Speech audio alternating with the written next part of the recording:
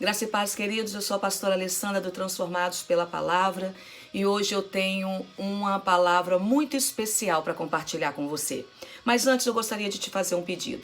Se você de alguma forma está sendo abençoado por essa palavra, que toda quinta-feira eu tenho postado, tanto no meu canal do YouTube, quanto na minha página no Facebook, Transformados pela Palavra, eu gostaria de te pedir, deixa um comentário aí embaixo, ou compartilhe essa palavra com alguém, se inscreva no meu canal, para que outras pessoas possam ser abençoadas, assim como eu e você estamos sendo. Mas o que eu tenho para compartilhar com vocês hoje é algo assim, muito interessante que Deus me disse.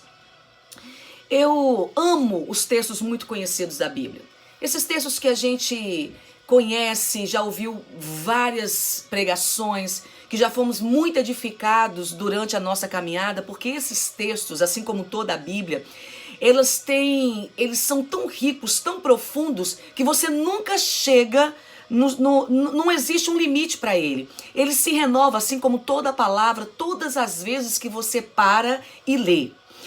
O texto ao qual eu me refiro nesta manhã, ele está em João, no Evangelho de João, capítulo 11. É esse mesmo, a ressurreição de Lázaro. Eu tenho certeza que você já foi muito abençoado com tantas ministrações, ou às vezes que você leu esse texto na sua casa, nos seus devocionais. Mas a Bíblia começa a dizer, logo no primeiro capítulo, no primeiro versículo desse capítulo, que havia um problema na casa de Marta e Maria.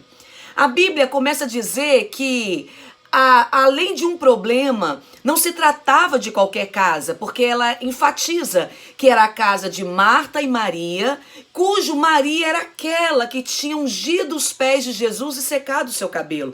O que eu entendo? Eu entendo que essa casa aqui era a casa de crente, era a casa de amigos de Deus. Então, o texto começa dizendo que essa casa de servos, de amigos de Deus, estava com um problema. E o problema era a enfermidade de Lázaro. E elas mandam um recado para Jesus. E eu descobri que eu e você também mandamos recado para Jesus todo dia. Os nossos recados são feitos através das nossas orações. Todos os dias também nós dissemos para Deus, Deus, olha, toca aqui. Jesus, ó, tem algo errado aqui. Jesus, eu tô doente aqui. Jesus, alguém da minha casa está precisando de um toque do Senhor aqui. Jesus, toca nessa área. Jesus, realiza esse milagre. Nós também, todos os dias, mandamos recado para Jesus. E eu acho interessante no texto que vai dizer que junto com o recado de Marta e Maria para Jesus, diz assim, ó, Lázaro, a quem o Senhor ama, está enfermo e necessita que o Senhor venha. Eu acho interessante porque elas têm certeza do amor de Jesus. Aqui não tem ninguém com complexo de inferioridade.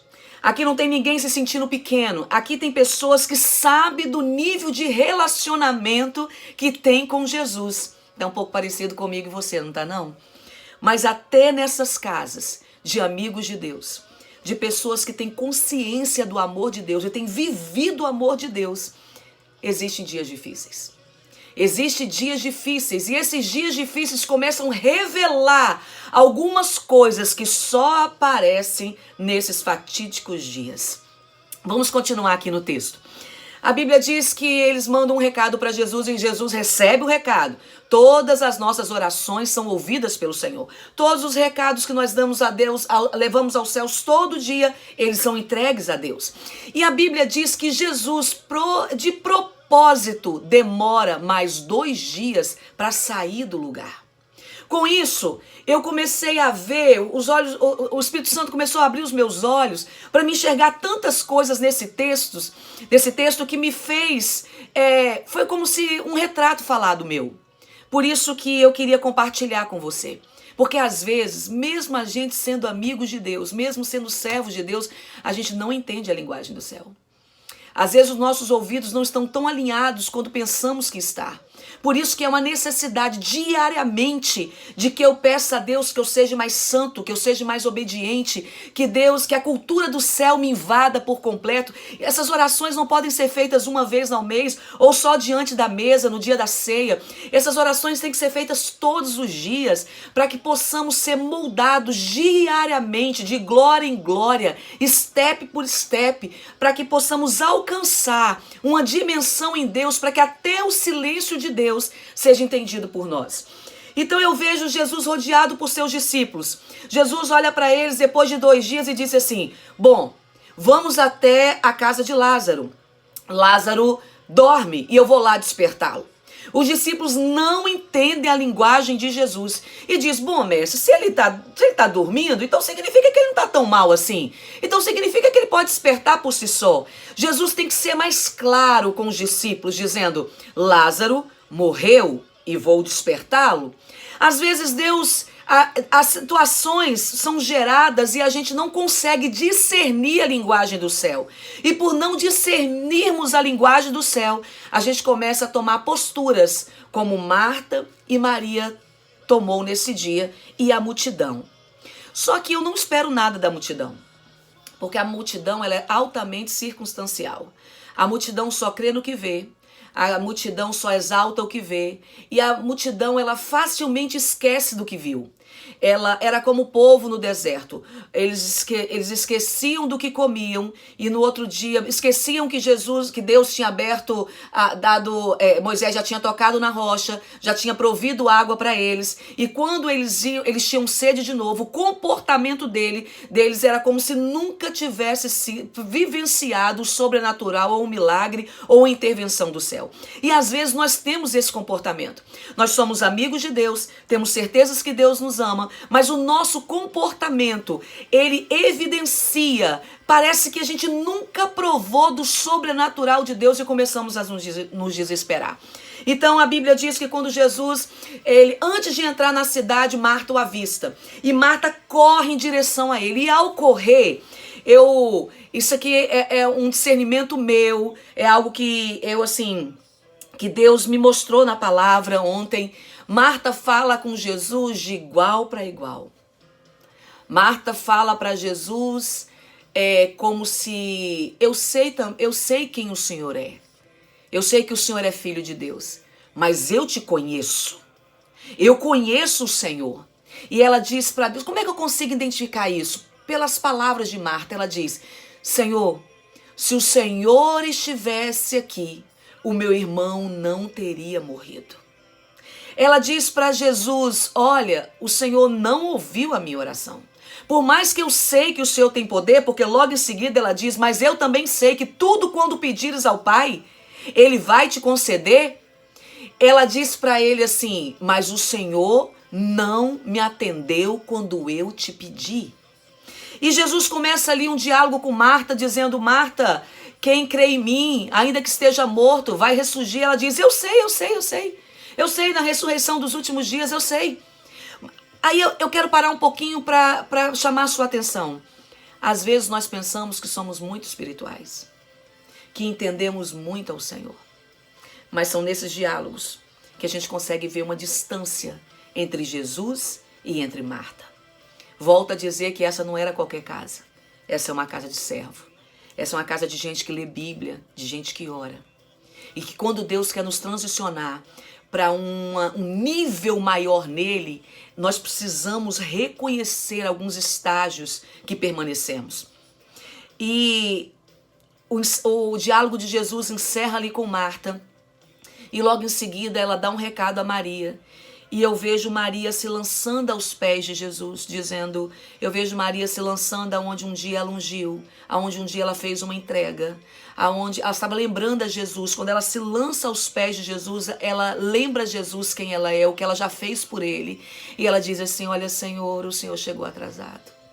Por que eu sei disso? Porque ela diz: ah, mestre, se o Senhor estivesse aqui, o meu irmão não teria morrido.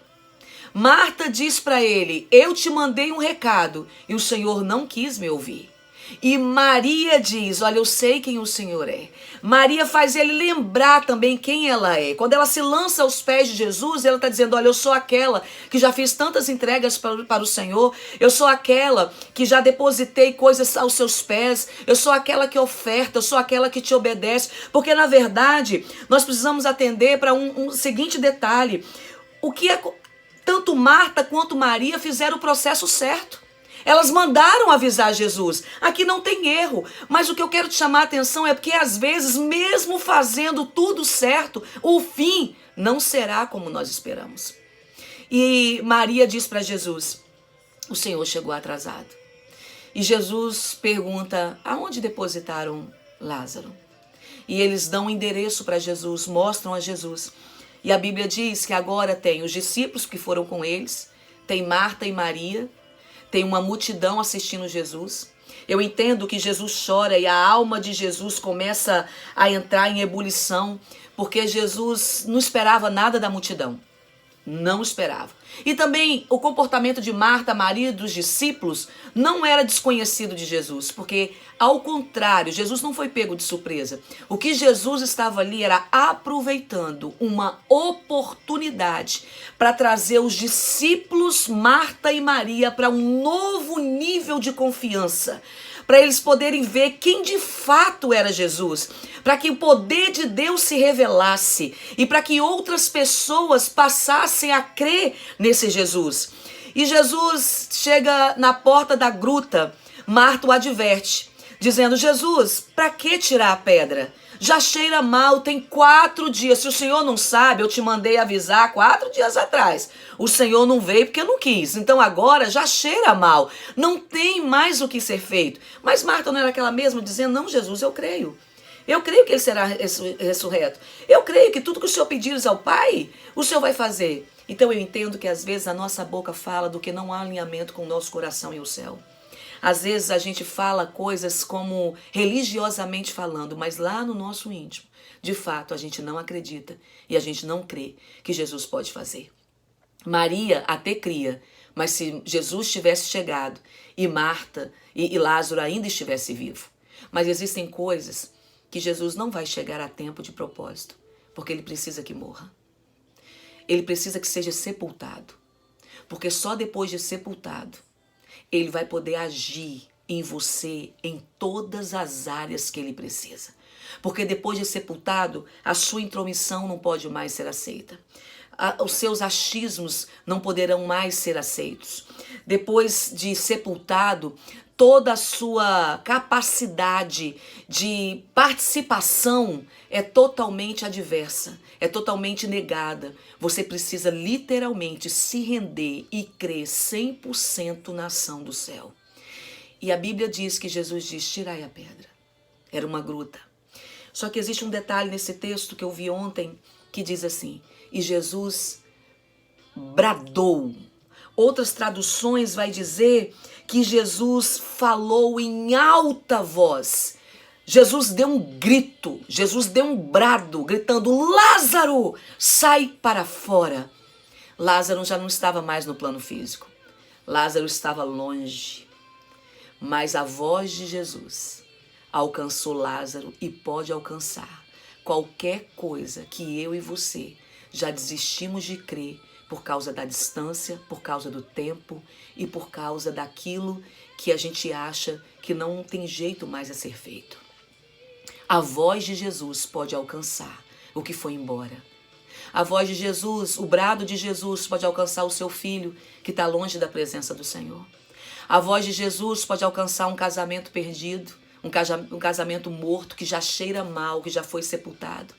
A voz de Jesus pode alcançar de volta a sua saúde e trazê-la de volta para um corpo hoje que está sendo visitado por doenças. A voz de Jesus pode alcançar um ministério que Jesus te deu anos atrás e você avisou ele dizendo, tá doendo, eu vou morrer. E você não entendeu a linguagem do céu. E ele precisava que morresse porque ele queria ressurgir algo novo. Ele queria que a glória da segunda casa fosse muito maior do que a primeira. Mas para que isso acontecesse, precisava de morte, precisava de ser enterrado para que ele pudesse ser chamado em um nível que eu e você ainda não havíamos experimentado. Jesus, a voz de Jesus, o brado de Jesus pode alcançar o seu ministério perdido, que você acha que está perdido. A voz de Jesus pode alcançar a paz dentro da sua casa, que todos os dias você respira fundo 3 vezes antes de entrar em casa, esperando que se repita brigas incessantes, que se repita de sabores dentro da sua casa. A voz de Jesus pode chamar a paz de novo e trazê-la para a sua casa. Eu não sei aonde a voz de Jesus pode alcançar, porque na verdade eu não sei Qual ao seu túmulo? Eu não sei o que você enterrou dentro. Eu não sei o que você mandou avisar o céu, sinalizou que estava com um problema, mas que você desistiu porque você entendeu que o céu não estava interessado. Mas eu queria te dizer que Jesus não amava somente a Lázaro. Jesus amava a Marta e amava a Maria. Ama a mim e ama você. Então, nesta manhã, tire a pedra. Tire a pedra nessa manhã. E deixe Jesus bradar. Porque vai sair, meu irmão. Vai sair, minha irmã. A voz dele vai alcançar. A voz dele vai trazer de novo. Ainda que venha com indícios de morte. Porque quando Lázaro saiu do túmulo, havia evidências de morte ainda. Havia aparência de morte. Ele estava atado, com um véu sobre o seu rosto. E Jesus disse, com certeza foi para as irmãs dele, desatai-o e deixai-o ir. O que Jesus está nos falando nesta manhã? Ele está dizendo, quando voltar, não se espante com a aparência. Foi a minha voz que alcançou. Só limpe. Limpe, desata-o e lembra-o, você está livre. Então haja como livre. Deixa a palavra de Deus te transformar. Deixa a palavra de Deus ecoar dentro dos túmulos da sua alma e trazer de volta tudo aquilo que você desistiu de crer. Deixa a palavra de Deus te transformar. Um beijo no seu coração. Graça e paz.